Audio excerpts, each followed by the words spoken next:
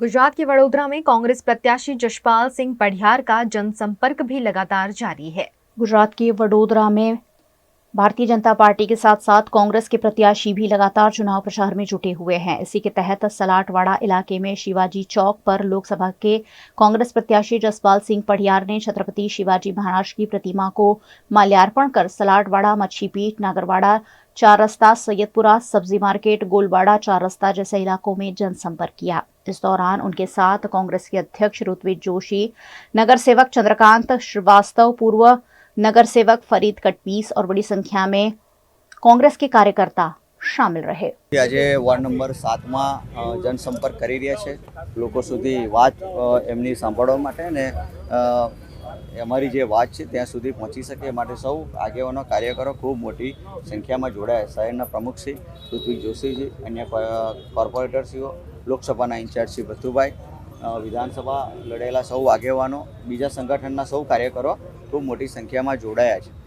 રોજે રોજ પ્રચાર ચાલી રહ્યો છે, દરેક જગ્યાએ દરેક વોર્ડમાં જઈ રહ્યા છે। આજે વડોદરા ગ્રામ્યમાં સવારનો પ્રચાર હતો અને ત્યાં એ બાજુનો જે વિસ્તાર છે ત્યાં પણ બધાની મુલાકાત કરી હતી। ખેડૂતોએ એમની વ્યથાની વાત કરી, જે એર ક્વોલિટી બગડી ગઈ છે એની વાત કરી, ઇન્ડસ્ટ્રીના લીધે જે પોલ્યુશન વધી ગયું છે, પાણી ખરાબ થઈ ગયું છે એ બાબતના પણ પ્રશ્નો સાંભળવા મળ્યા। પણ અમારી ફેરણીની અંદર એટલું છે કે જે લોકોની વેદના છે, આ વડોદરા શહેરમાં ગંદુ પાણી મળે છે, કેટલી જગ્યા પાણી નથી મળતું, કેટલી જગ્યા ડ્રેનેજ ઉભરાય છે, કેટલી જગ્યા નોકરીની સમસ્યા છે, કેટલી જગ્યાએ વિધવા પેન્શનોની સમસ્યા છે, કેટલા જગ્યાએ વૃદ્ધોની પેન્શનની સમસ્યા, ઘણી સમસ્યાઓ લોકો વર્ણન કરતા હોય।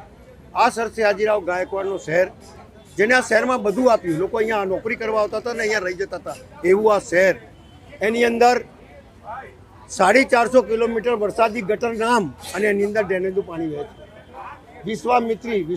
ઋષિમુનિ વિશ્વામિત્રી નામે છે ત્યાં ગંદી ગટર વહે છે।